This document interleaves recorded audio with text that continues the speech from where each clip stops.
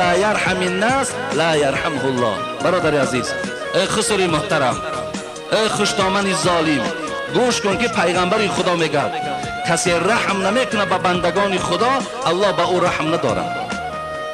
یک رحمه برادر عزیز و گرامی. در همین خیل زمستان کودکا سر دست، چشم ها پر آب، زندگی میخواهن و اینا نه تو قطعی بچه من دیگه زندگی نمیکنی. بچه خواهانه، بچه دوستدار، فقط پدر اگر زندگی کنی من عاقد میکنم. این عاق از کجا یافتین شما؟ و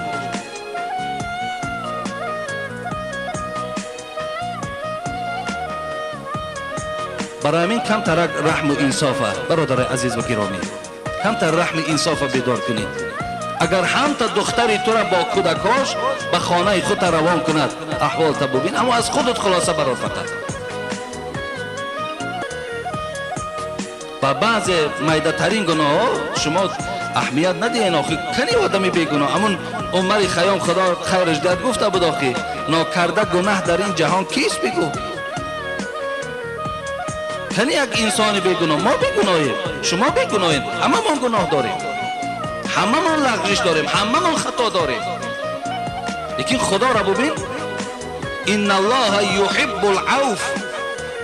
خدا عوف دوست می‌داره، خدا بخشیدن دوست می‌داره. چرا تو دوست نمی‌داری؟ هم ببخشی چی گپی نداره. زندگی است، زندگی آینه بیش و کمیست. هر شب در آسمان ستاره نیست. مثل آسمان زندگی یک جنگ می شود، یک کشاکش، یک قهر می شود، یک چی می شود، لیکن معنی را ندارد که سه طلاق در دامنش میتی.